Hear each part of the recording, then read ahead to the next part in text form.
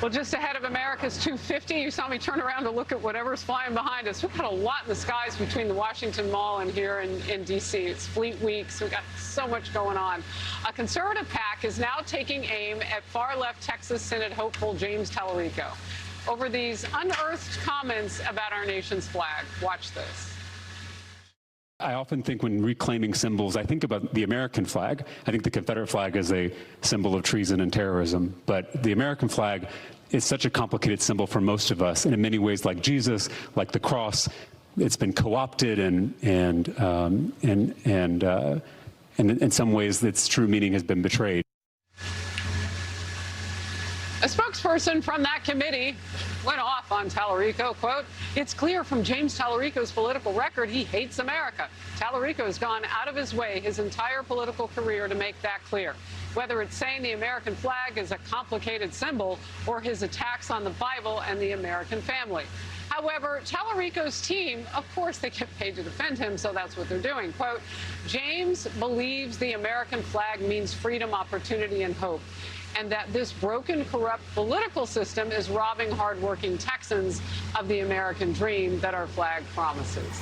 Lisa, your take. So here's the thing. Both candidates have some challenges, right? But I think ultimately Texans will overlook some of the moral shortcomings of Ken Paxton because the alternative is just too weird with James Talarico. Comments like that, or saying God is non-binary, that white men are the greatest domestic threat, that there's 6 genders, just so many things that don't align with Texans' values. And ultimately, you see the race tight in some of the polling. But if you look at the recent New York Times polling, Governor Abbott's up by 7 against his Democrat opponent. Also on the generic Senate ballot, Republicans are up by 6. So I think ultimately that's going to bring Ken Paxton home, that he will win this race. But it's going to be very expensive. They're estimating $446 million spent on this Texas race alone. So it's going to be a dogfight. But I do believe that Ken Paxton, even in a tough political environment for Republicans, will pull it off. So, Kayleigh, I'm still trying to figure out what they like about James Talarico. I mean, notwithstanding these comments, but he thinks God is non-binary. Yeah. And he's in the state of Texas. So how does this jive with the, say, average Texas voter on either side of the aisle? You and me are trying to figure out the exact same thing, because I have been told by so many Democrats, this guy is so great. He's like a Democratic wonder boy that was made in a factory and dropped down to planet Earth. Except no, for the very points you mentioned. You look at his past comments, you played some of them, but 2021, he said, "I always think of myself as a Christian who hates Christianity." How does that play in Texas? What does that mean? Well, I don't know what that means.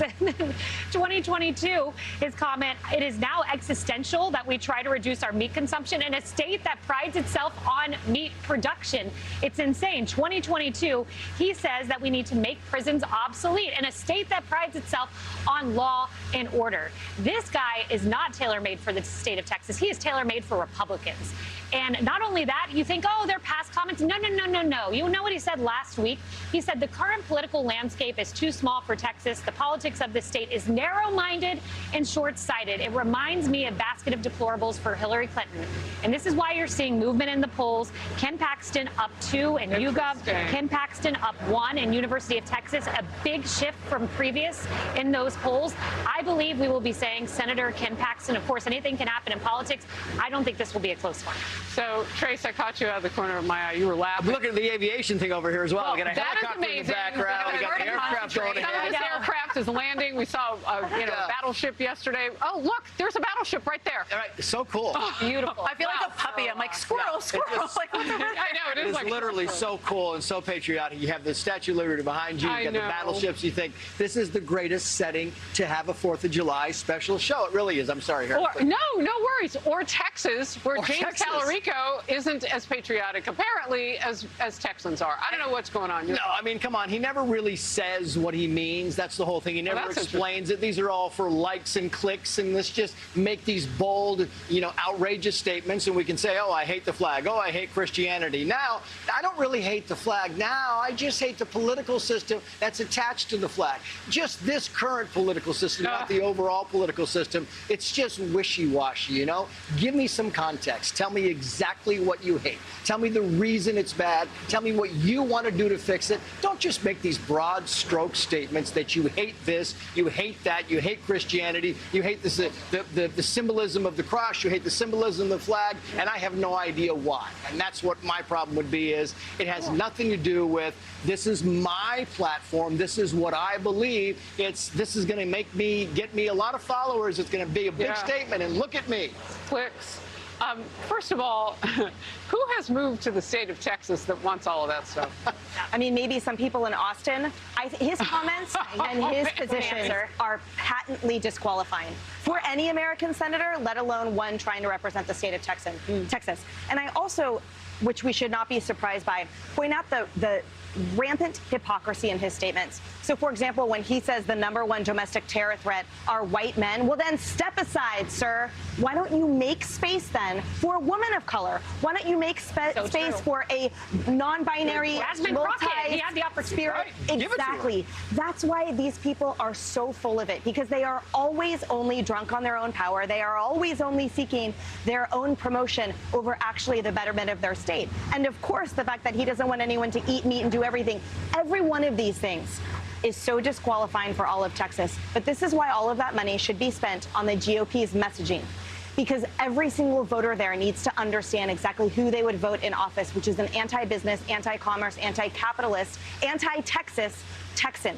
So if they know what is good for them, it's to permeate that messaging deep into the red state of Texas so that they say, oh, it's not just some Democrat. No, this person is a demon in human skin. And they need to make sure he does not go anywhere to the nation's capital where he can actually do some real damage other than his horrible words that he keeps and join others doing real damage. Do we think exactly. Do we think he practices some of this stuff in the mirror? Like he's like, God is non-binary. They're going to love it. Without question. How do you come up with this stuff? Yeah. Hey, look, we don't have a whole list of everybody who right now is either flying over, landing on things, and all these ships coming in. So forgive us. We love the U.S. military. We won't know everything. We're looking into the sun, watching this beautiful gathering now of our might. I mean, Trey said it before. It's hard to concentrate when you know it. I just want you to understand how much of it there is. And when we can call out what we see and we know what it is, we will. Be sure to like and subscribe for all the Fox News latest on YouTube and catch full shows streaming now on Fox One.